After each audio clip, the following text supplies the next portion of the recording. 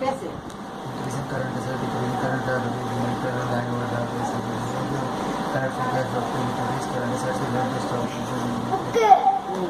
Shweta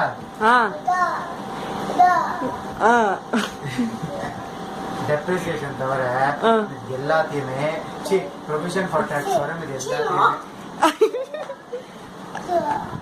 depreciation எப்பயுமே accumulated பேஸ்ல தான் அப்ளை பண்ண சரியா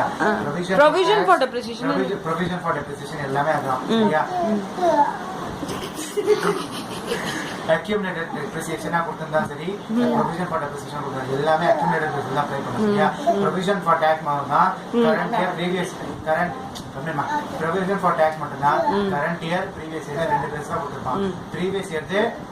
அது அக்கவுண்ட் போடும்போது அது மட்டும் தான் சரியா அது மட்டும் தான் ஐயோ நான்